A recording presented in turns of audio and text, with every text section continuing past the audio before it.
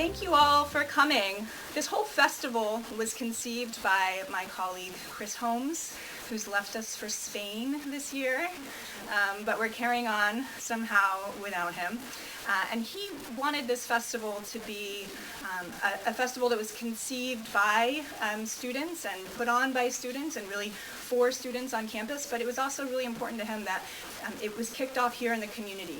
But we have 6 writers who are going to be reading for 6 to 7 minutes each. So each of our writers is going to be introduced by one of their student guides. And the writers that you'll hear from tonight, in order of appearance, are Tommy Pico, Sarah Viren, Rumaan Javier Zamora, Emma Kemp, and Asia Gabel. Tommy Pico, poet, editor, Janet Jackson superfan. Tommy grew up on the Viejas reservation of Kumeyaay Nation and currently splits his time between Los Angeles and Brooklyn. He is an absolutely prolific writer, producing a book every year since 2016 without fail. In fact, his 4th one, entitled Feed, will be coming out this fall. The 3 books that have been published so far, IRL, Nature Poems, and most recently Junk, have all received a great deal of critical acclaim and notoriety, winning awards such as the Brooklyn Public Library Literary Prize, the American Book Award, and the 2018 Whitting Award. His books have won all these awards for a reason. His writing is unapologetically original. These beautiful mosaics, which are incredibly hilarious, tragic, indigenous, and without a doubt Tommy Pico.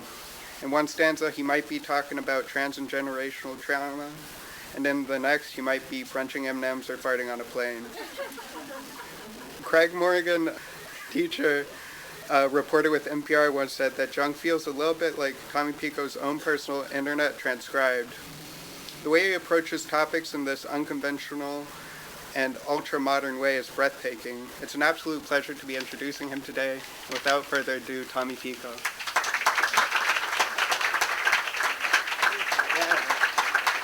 Thank you for those really kind words. Thank you, my fellow readers, and everyone who got us here. I'm going to read a little bit from this book called Nature Poem, which is a book about how I can't write a nature poem, and I ended up writing a nature poem. Mostly because I found the exercise to be, as a person from an Indian reservation, I found it to be like a very reductive exercise. People always expect that somebody like me is going to write about nature. I was like, fuck you, and then I ended up doing it. Also, some bookstore readings I feel like can be a little bit like a closed fist sometimes, and because people, it's overly lit and no one's drunk yet. So if you want to laugh, please do it. If you feel like something's deep and you want to go, please do that too. You have permission. Sometimes I feel like I have to give it. So that's just a foreword. Here we go. I can't write a nature poem because it's fodder for the noble savage narrative. I would slap a tree across the face. I say to my audience, let's say I'm at a pizza parlor. Let's say I'm having a slice at the bar. This man walks in to pick up his to-go order. Let's say his order isn't ready yet and he's chatty. Let's say I'm in Portland because people don't talk to me in NYC. Let's say he's like, meatballs are for the baby, pizzas for the little man, Caesar salads for the wife, and the beer, he points to the beer and then thumbs it himself. Beer's for me.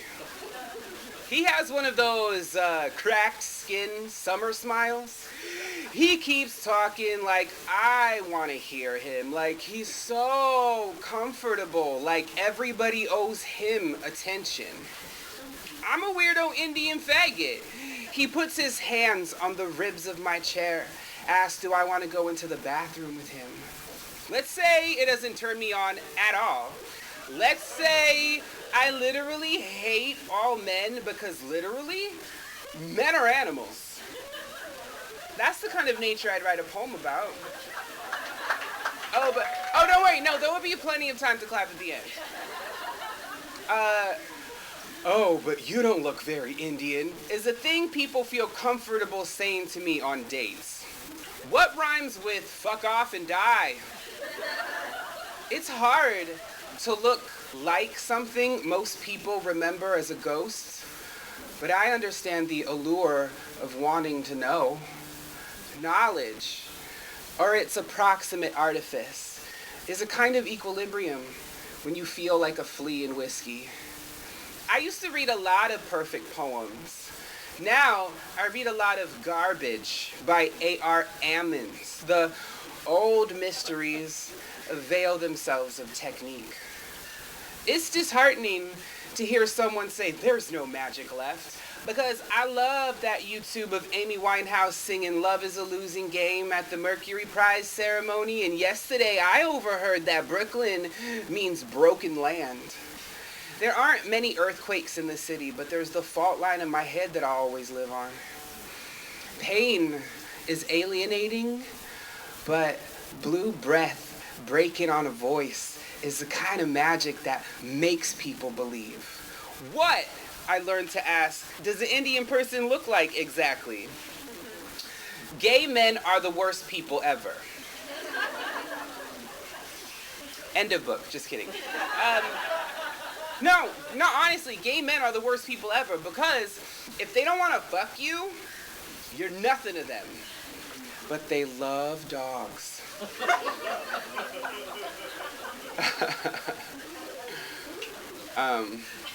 Public service announcement.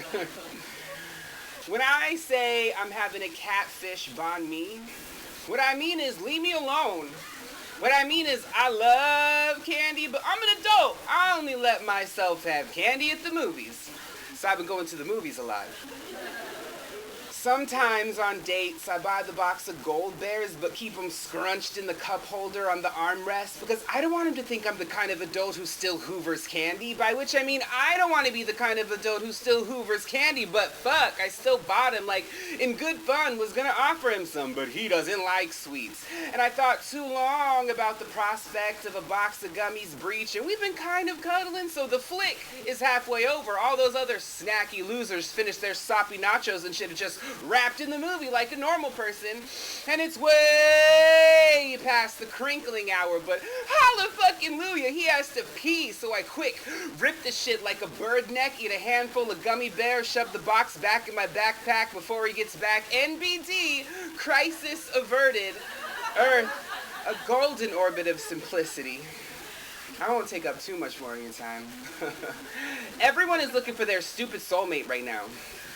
Sade likens dating to war. She says she's on the front lines, which is also a kind of hunger. Really, I just see the teeth. Or a desert. You know you're thirsty when you wonder, does the bartender think I'm cute? Or is he trying to get a tip? But that's the wilds for you.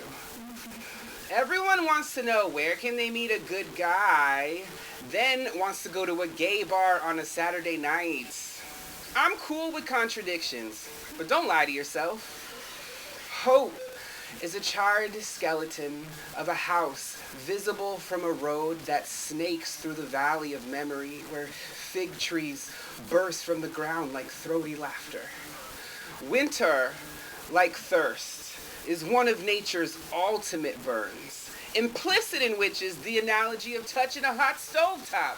I'm tired of astrology and BFF saying, find the spring, because spring is an asshole, getting your hopes and temps up and then plunging like self-esteem. Plus, it's nearly half terrifying to show again the sea of my body.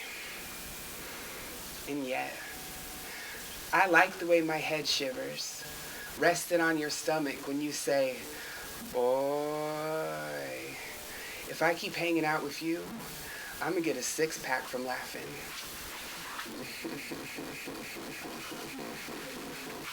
And we're almost done, don't worry. You can't be an Indian person in today's world and write a nature poem. I swore to myself I would never write a nature poem. Let's be clear, I hate nature. I hate its guts. I say to my audience, there's something smaller I say to myself. I don't hate nature at all. Places have thoughts. Hills have backs that love being stroked by our eyes. The river gobbles down its tract as a metaphor, but also about its day.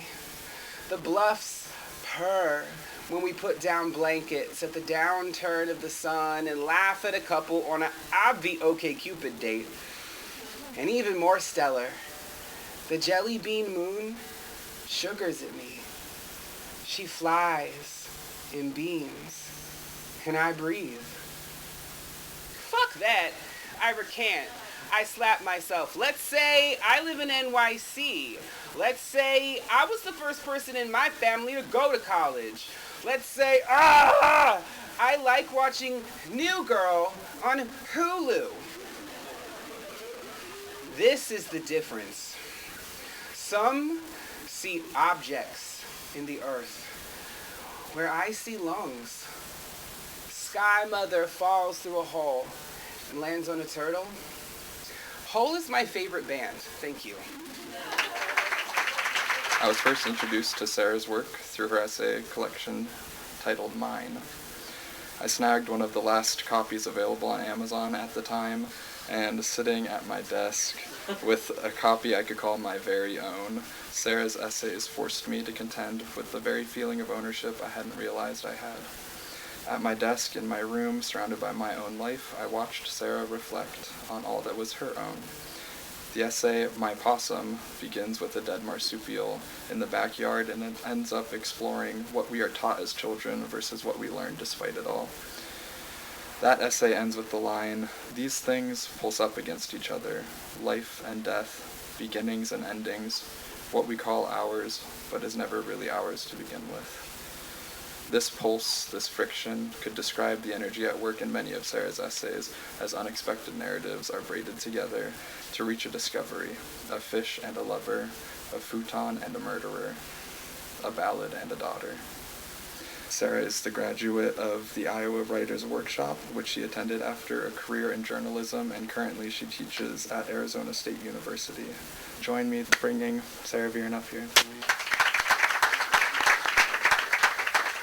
Thank you to Eleanor and Jen, Terrek and Vanessa, my student guides.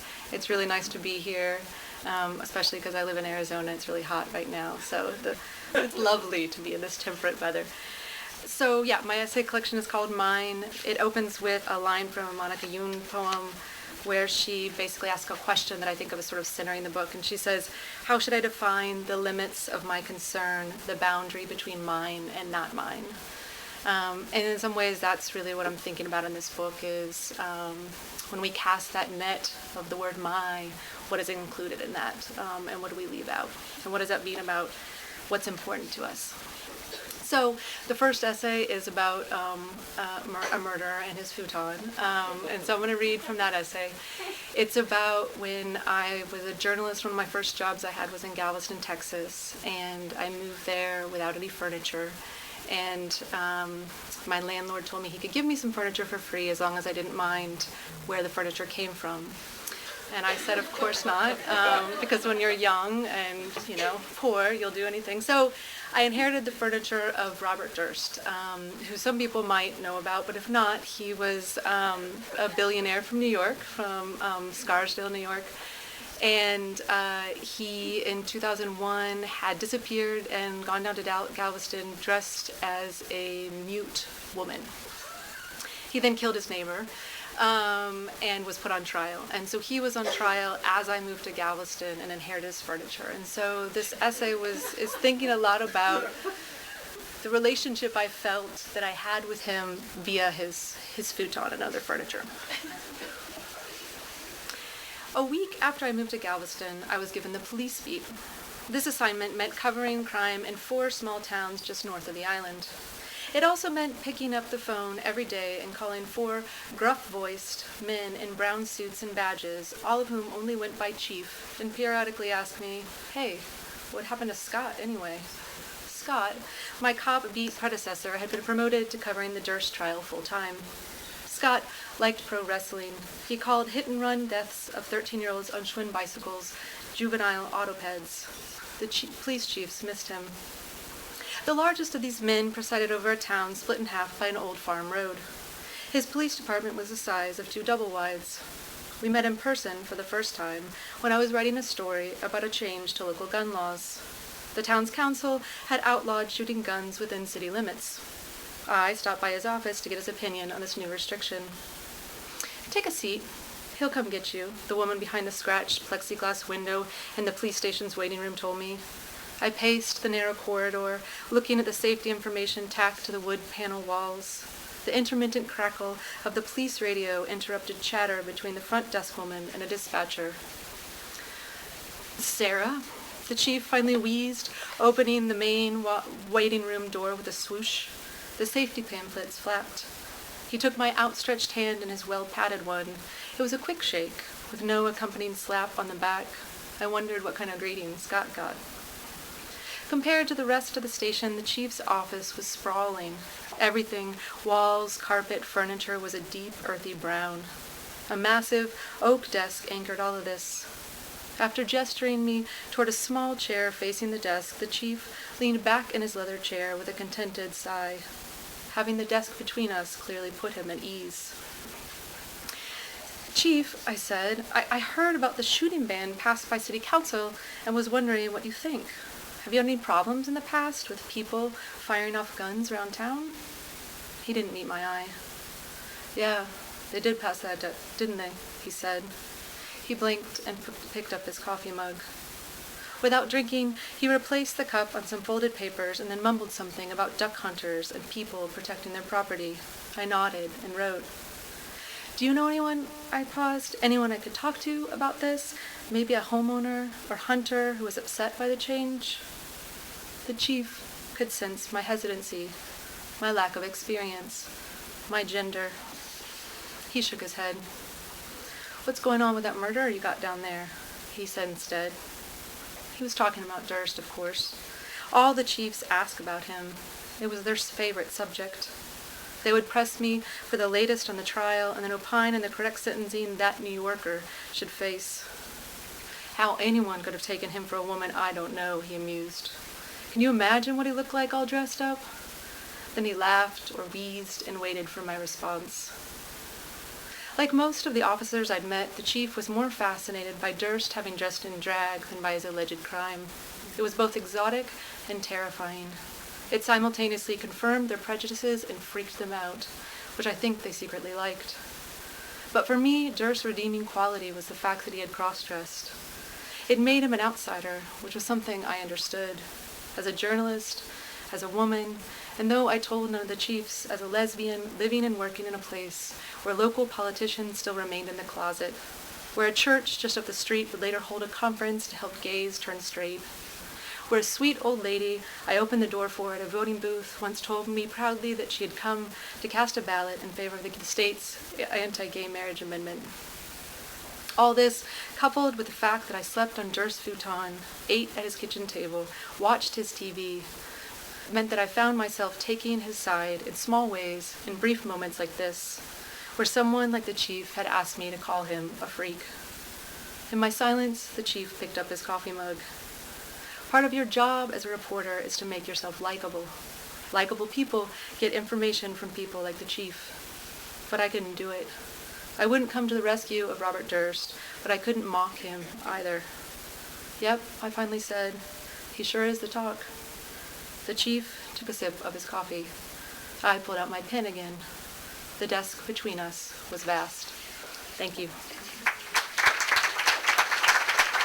We're happy, but we could be happier, as the characters of Rumaan Alam's novel, That Kind of Mother, discover. They want to reclaim time.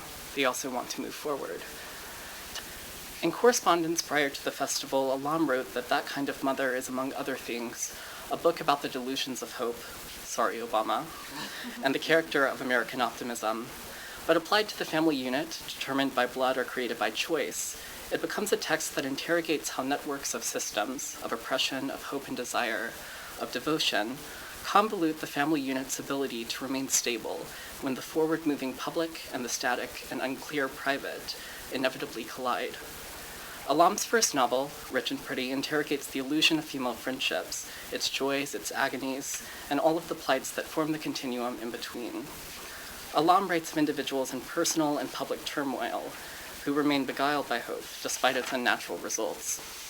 What options remain for these characters, except the agency to dream of new circumstances, or to work, painfully but bravely, to to maintain unity within the unit, whether it be friendship or family or work. The most taxing and uncertain work, but when correctly configured and calculated, offers the greatest payoff. It is my pleasure to welcome Rumaan Alam. That was such a thoughtful introduction to my book. It's such a pleasure to be here, especially on such a beautiful day. My book is called That Kind of Mother, and it is about a woman who is a poet and housewife in 1980s Washington, D.C., who has a nanny who is black. This woman is white. Her nanny dies in childbirth, and Rebecca adopts the nanny's baby. So it's about adoption, it's about race. And the book concludes, I'm going to read the end of the book, which was Jackson told me to do it, and you heard how smart he was. At the end of this book, Rebecca goes to a small college in Ohio, which is secretly where I went to college. And she goes to an art museum, and then she goes to receive an award. There's a lot of her talking out loud, which I always feel so stupid because I'm not an actor, and you just heard Tommy read, and that was so dramatic and beautiful. So just pretend that I'm acting, go with it, and remember this is a book about a woman who has adopted a black baby. The place had a Mediterranean affect, pleasant, instantly transporting. Rebecca admired, as you were meant to do in a museum. She waited for that deeper, transcendent feeling to arrive, like a teenager who just tried drugs for the first time, nervously running mental diagnostics. Am I feeling yet? She wandered, taking in the Cindy Sherman, the boy's felt suit, hanging ghostly and unseeing over the proceedings. Rebecca barely looked, and she certainly didn't see. Jim Dine had never meant anything to her. In a little gallery at the back of the building, there was a small exhibition composed of relics from the earliest era of photography. Such pictures often seemed the same to Rebecca, whose eye lacked imagination. She needed color, not these sober impressions of silver. She read the explanatory text on the wall. These were hidden mother photographs. This is a real thing, by the way. These are fascinating. An unfamiliar but not opaque term, a studio portrait of a child in which the child's mother was hidden inside the frame. So the backstory is that they used to do this because it would take so long to expose a photograph, and a baby can't hold itself still, so the mother would hold on to it, and they're really ghostly and extraordinary. Junior would weep, left alone before the camera's eye, and need to be stilled for the primitive camera's long exposure, so he was perched on Mama's lap, and Mama was draped in black like a shroud. It was a photograph of two people that looked like a photograph of one. It was the baby because he was the only thing that mattered.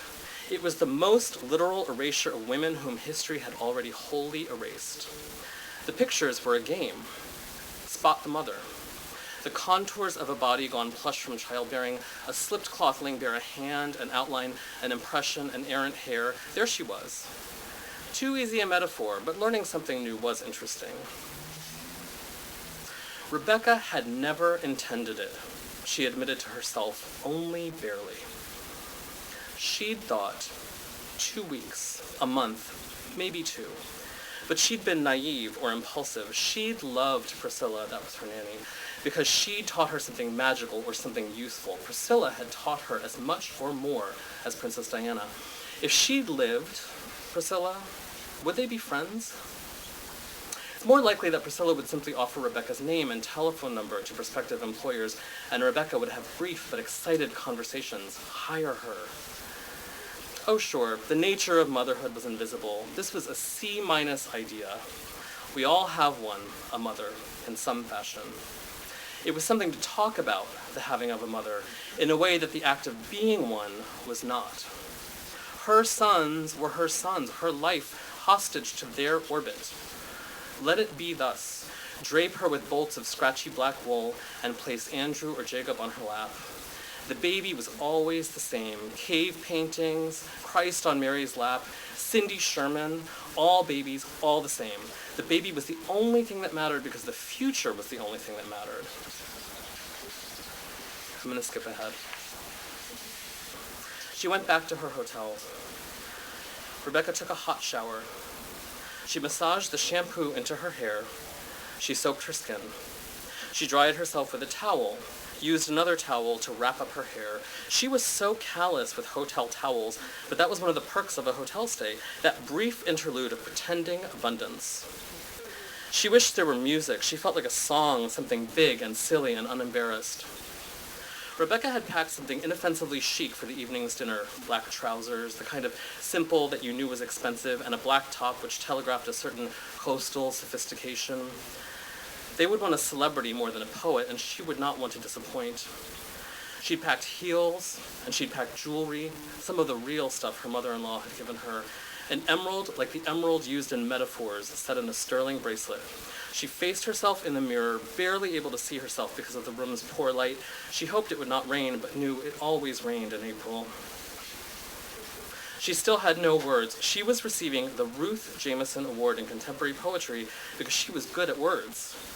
She ran the wand over her lips, trying to will herself to see them, as though light were something that could be willed. Thank you so much to the Ruth Jameson Foundation, to the college, to the Department of Creative Writing, to my friend and editor, Jim. This is an astonishing honor. No, that was an overstatement. This was her due. This is a great honor. I am truly honored. I am deeply honored. She frowned into the mirror and her nostrils flared. I am so grateful to Ruth Jameson. I am so grateful her grandfather was a huckster who sold soap powder and cocaine as a headache remedy and prophylactics and whatever other crazy things he did. I'm so sorry they poisoned the people in that town in India. Ruth Jameson was born in 1909 in St. Louis. It's 90 years later, and I'm standing in Ohio and accepting a check from her. My thanks to the Ruth Jameson Foundation, to the college, to my friend and editor Jim Willis for his tireless support of my work. I'm glad that people have liked my poems.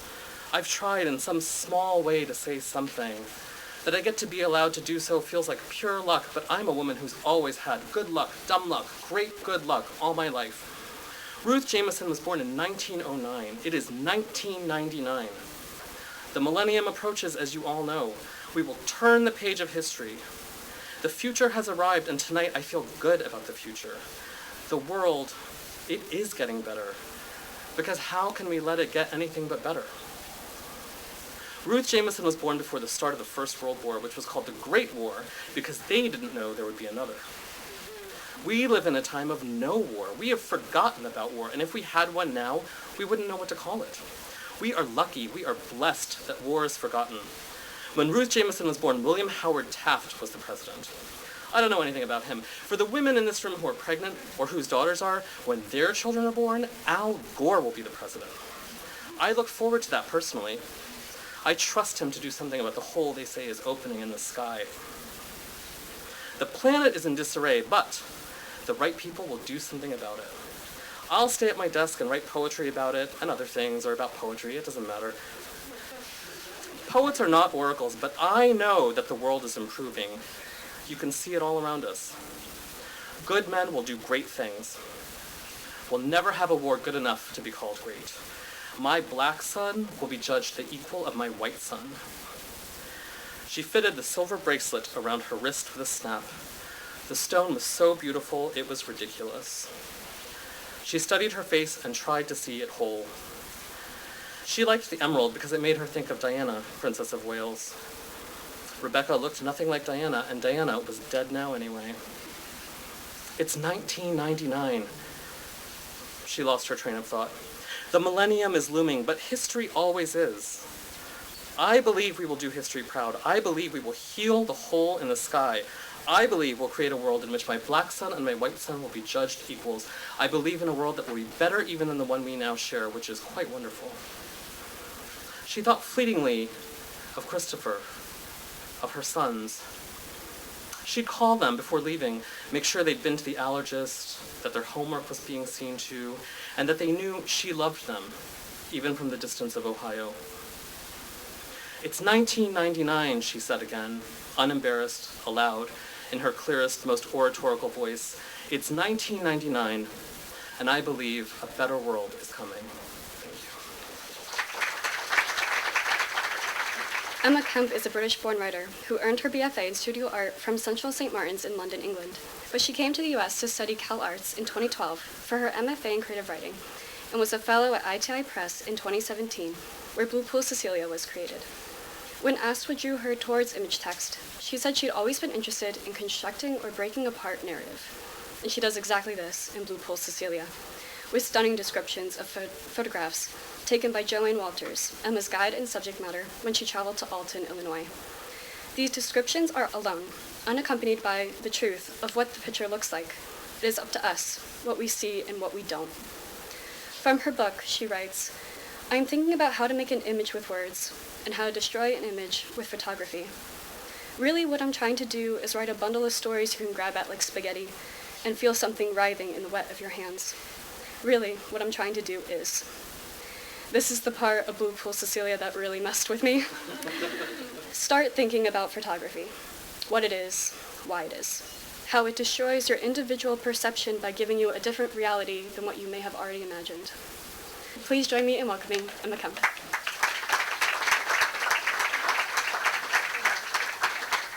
Hi everyone, thank you so much.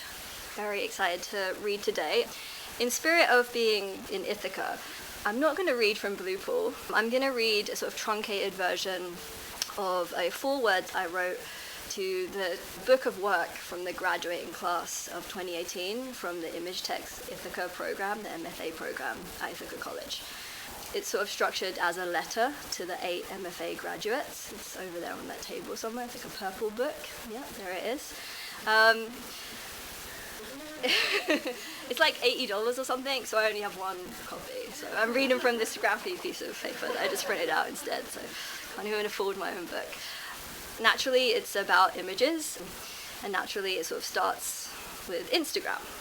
So, Instagram launched in 2010, and in less than a decade, our systems of image production, circulation, and reception have seismically shifted, forming a global media landscape that processes, on this app alone, more than 95 million photos and videos daily. In this climate of near-constant, self-elected, peer-to-peer surveillance, seeing and being seen are complicated political vehicles with seemingly less and less space to maneuver. S said something like, "How awful it is to be seen, because it's truly the moment of becoming over and over, which puts an end to the freedom of oblivion." Circular logic, but there's something in there. L went further when he spoke about confronting otherness, looking not upon it but to it, with compassion and courage, and how there's some good in that, and ethics.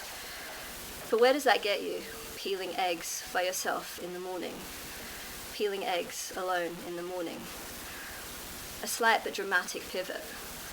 Imagine if in every applicable sentence, the phrase "by myself" was replaced with "alone."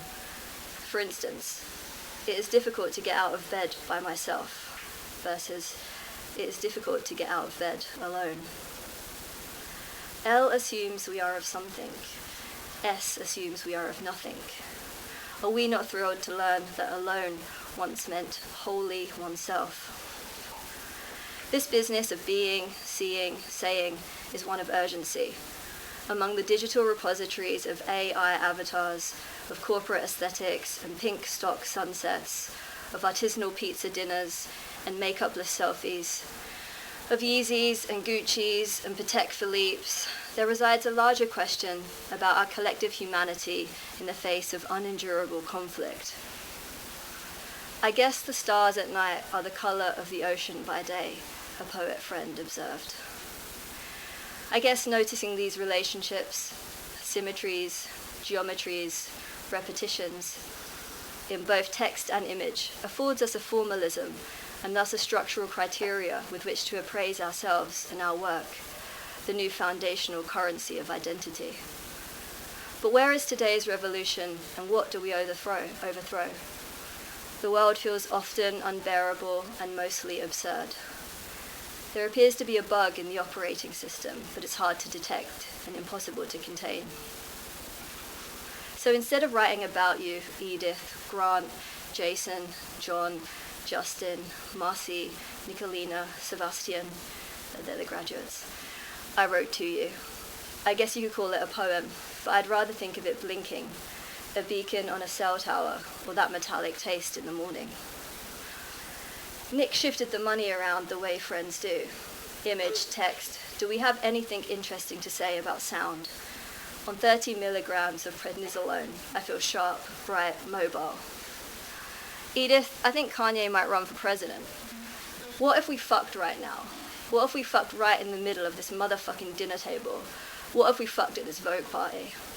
Simple pleasure of a foot massage. I was fine, and I wasn't. A splendid photo of palm fronds over ferns, over waterfall. Burden of communication, as in email, typo in Edith's text, page 12 after cat. Has anyone ever said anything interesting on the relationship between image and text? Occasionally, a red bus passes by the window, and the room for a minute turns warm, changes tone, feels good. Or it might be an ambulance cruising to death, or the Disco King, Gallo, Vincent's red boots. Yes, please touch my feet. The scene in Call Me By Your Name, where Oliver sits down beside Elio and starts rubbing his calf and arching.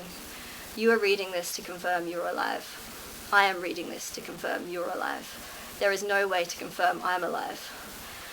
Hands up, we're just doing what the cops taught us. Hands up, then the cops shot us. Grant, in the Athens of the South, is a full-scale replica of the original Parthenon. All over there are monuments to great civilizations, and yet the kindest crown I ever saw was a stack of Pokemon cards with Jigglypuff on top, facing up. Went to the Appomattox courthouse, saw where the slave lovers lived, saw the flag that was draped over Lincoln during the days he lay in wake. Noted that General R.E. Lee found a typo in the treaty and had it rewritten before he'd sign off. Attention to surface irregularities, or the way the river looks molten yet firm, mercury at minus 37 degrees. Beautiful morning on the ranch, comforting to think Los Angeles is only 5,000 miles from London, and yet, like Joan D. said, the distance between Hollywood and Alhambra is greater. Might book the chateau for my birthday. Maurice, 1987, the early 20th century version of Call Me By Your Name, with Hugh Grant playing Elio, same chiseled jaw, attractive. Robert Frank, photographer, made a film years ago in which the words "Life of Pablo" are scrawled on a card on a dresser by a mirror. Please, baby, no more parties in LA. Implied texture, single lens. A poem is the stomping ground of image and text. Rake, comb, drag, Tacit Adin's graphite drawings remind me of your surfaces, Grant. Seems to be about distance, how our relationship with something very far away changes the thing itself. A man falling or the same man running makes different men of each. Jason, yes, the day did come fat with an apple in its mouth. O'Hara loved the Polish rider. He cut through ennui like lie.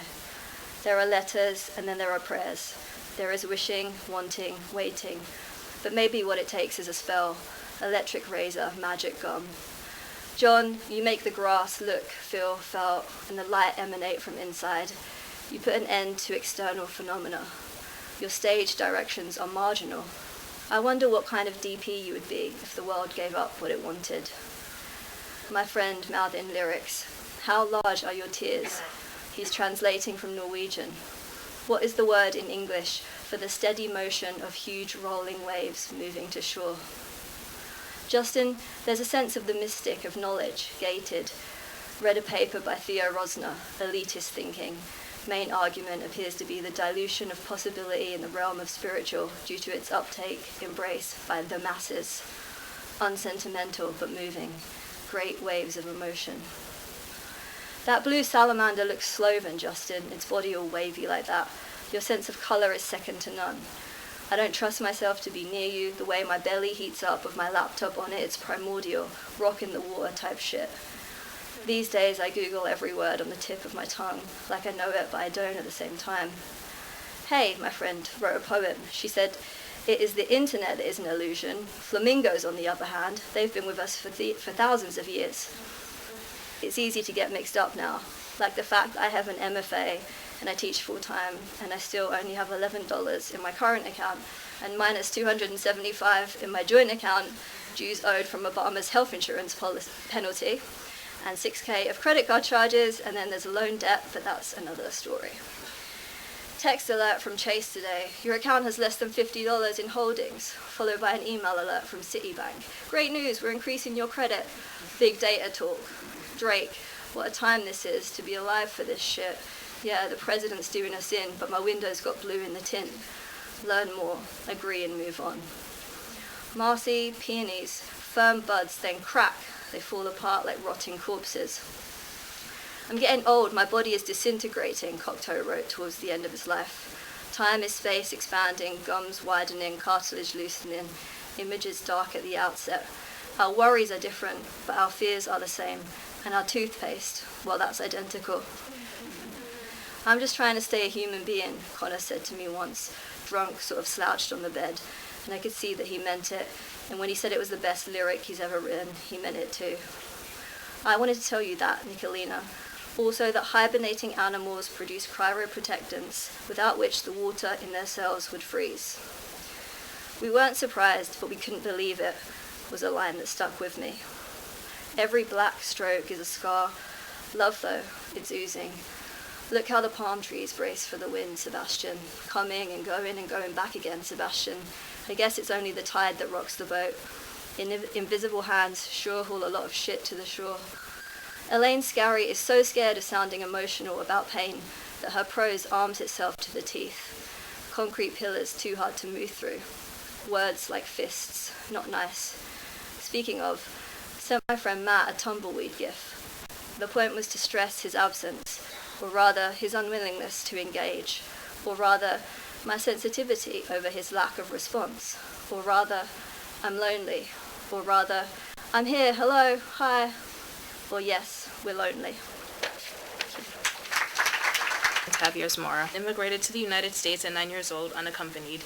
He earned his BA at the University of California, Berkeley, and his MFA at New York University.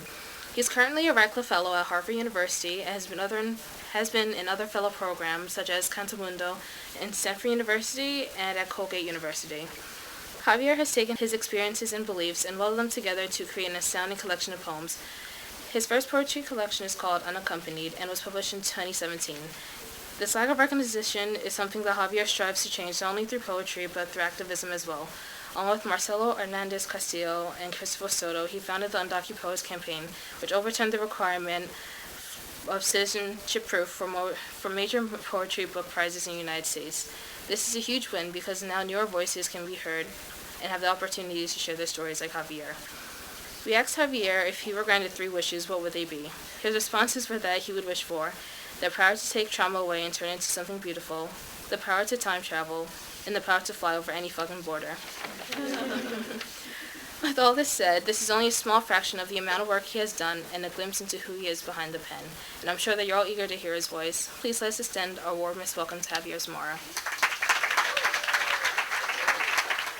Thank you for that introduction. And now the first sad poem.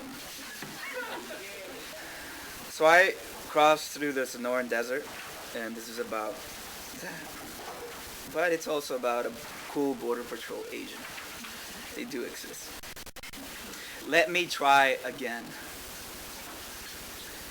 I could bore you with the sunset, the way water tasted after so many days without it, the trees, the breed of dogs, but I can't say there were 40 people when we found the ranch with the thin white man, his dogs, and his shotgun. Until this 5 a.m., I couldn't remember. There were only 5 or 7 people. We had separated by the Palo Verdes. We, meaning 4 people, not 40. The rest, I don't know. They weren't there when the thin white man let us drink from a hose while pointing his shotgun. In Pocho Spanish, he told us, "Si correr perros at the car." If run dogs trained attack.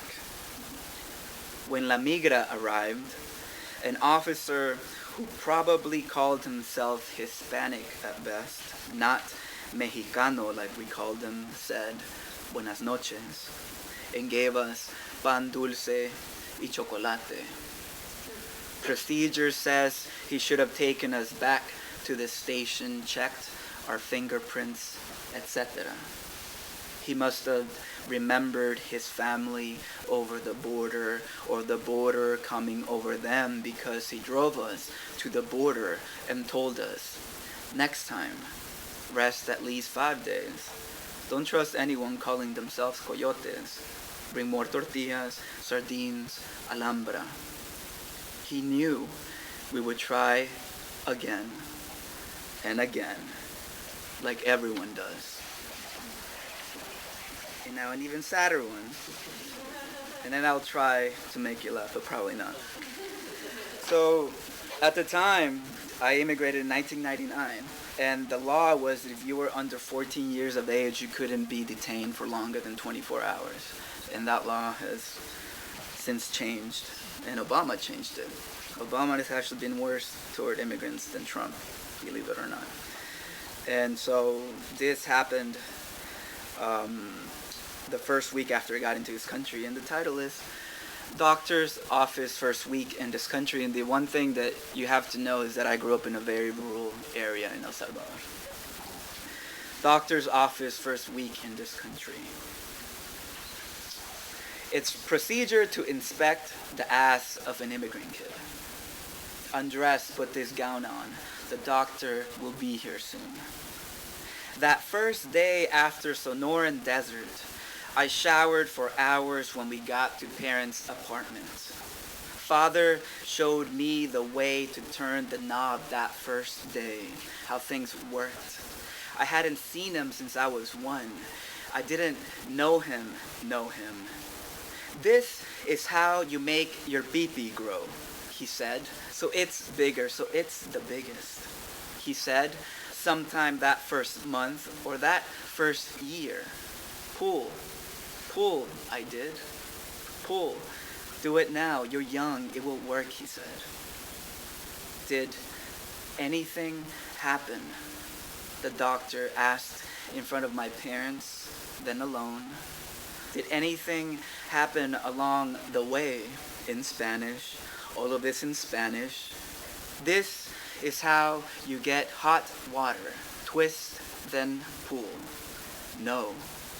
I had never used a sponge. Soap bar and hand was enough back there next to a well. I'd never seen a shower. Parents said it that way in English. Shower. That first shower, my dirt drew a dark rim around the linoleum. You will hear from us next week. I came back for all the necessary shots. I grew up across the street from a clinic. Every kid cried. I came back. I got shot. I didn't cry. I kept turning the wrong knob. Even after Dad showed me, then Mom showed me, then we showered together to make me comfortable with my own body again. With theirs, with anyone's, it burned that first time. My skin, hot water, nothing happened. It burned, I'm sure. Seguro que nada pasó. And now I'm writing different shit. It's about being an asshole. And I'm not Spring, but I'm still an asshole. And I'm trying to, this is what counseling does. You take care of one shit, your trauma, and then you try to address another thing. So this is me trying to apologize to the women I've dated. And I wrote this on a plane. Poem dreamt on a plane, or fragility. There was a mouse. I didn't have eyes. I was sitting in an aisle seat, got up, blocked the passageway, told passengers, there's a mouse in this plane. Not even the mouse cared. She lived in this plane. She approached, her whiskers sensing thunderstorms. I sat there, waiting. Then I woke, got my computer out, began writing. There was a mouse. Changed the font from Times to Garamond. Sensing. Years after she walked into the Washington Square Park fountain with all her clothes on in late October. drunk from red wine she had downed at the dinner. I told her I had stopped loving her, perhaps never loved her. She cried so much her eyes puffed up like she didn't have eyes, and I didn't do or say anything. There's a chance she will read this. Jilkana. I'm trying to return my fragility, but I don't have a receipt. I was oblivious to apologizing. I had misunderstood. You are not a cashier. I should never have said you're crazy, jealous, stupid, calm down, drank so much. Somehow, I end up pointing at my father, uncles, grandfathers, but it's me who opened my mouth. I'm sorry. Thank you. Asia Gabel. Ensemble is a novel that follows the Van Ness Quartet, four musicians whose lives become inextricably tied by their shared passion for the art of music. Like her characters, the author of the ensemble, Asia Gabel, is an artist. Asia played chamber music from childhood to her early 20s, and just as she played and practiced music, she read and wrote. She says that for her, being an artist means remembering to have empathy for everything, everyone, every experience. She describes this artist's empathy as a practice, a way of being in the world. It's no secret to anyone living in 2019 that we are running low on empathy. Asia's musical attention to language and poignant sentences will bring you right into the midst of the stunning journey of four complex people. In one section of the novel, she writes, "There had been something mathematical but mysterious between them, like the molecules of the air had been dyed and made bright, electric, tangible." As put by Kevin Brockmeyer, Asia knows these people down to their cells, and she gives all of herself to them. The Ensemble is Asia's debut novel. Asia's short fiction has been published in magazines including the Kenyon Review and Glimmer Train, and she has received awards from Imprint and the Sewanee Writers Conference. Los Angeles is where she currently calls home and where she writes. Please join me in welcoming Asia Gabel. I'm going to read just the first couple of pages from the book. He told you everything you need to know. It's four characters, and they're in a quartet, and they're at a pretty important point in their career at this moment. It's a love story, the famous violinist had said, and even though Jana knew it was not, those are the words that knocked around her brain when she began to play on stage. The famous violinist Fedorio had coached the quartet earlier in the week, and it was what he'd said after they had finished a run-through of the Dvorak American, which, according to Jana, was definitely not a love story. But here they were, the Van Ness String Quartet, performing in their final graduation recital at the conservatory, starting the shimmering notes of the first movement, and all she could think, as much as thinking was involved at all, was maybe it was a love story. It was a love letter to the country, as she understood it from her classes, Dvorak's European peasant take on American folk songs. But how could someone think this was a story of romantic love? It seemed to Jana to be more classic than that. A person falls for the dream of a place, for a life that could be lived there, for something they were not but might be. It was about the shimmering itself, that almost visible stuff that hovered just above the hot pavement of your life. Potential, aspiration, accomplishment. The famous violinist who had coached them was sort of a hack anyway, at least when it came to teaching. Jana would never tell him to his face, but she enjoyed the interior pleasure of her disdain. What did he know? Here's what she knew. That the Dvorak American was about the simple opportunity of America, and that no one was more closely acquainted with identifying and consuming opportunity than she was. By the time Henry's viola solo entered 3 bars later, she had decided again, no, it was not a love story. It's a love story was not something Henry remembered from the coaching session, and certainly not what was running through his mind when he introduced the jaunty Americana melody in the 3rd bar. Instead, what had glommed onto the inside of Henry was what Fedorio had said when he passed Henry his card as he was packing up his viola. Call me if you decide this quartet business isn't for you. I can set up a few recitals in front of the right people in New York. You could have a great solo career. Henry had wordlessly taken the card, slid it into the velvet pocket inside his case, and had not moved it since. But the card throbbed there nonetheless. If you decide this quartet business isn't for you, as though Fedorio had already decided it was not for Henry and was simply waiting for Henry to come to the same conclusion.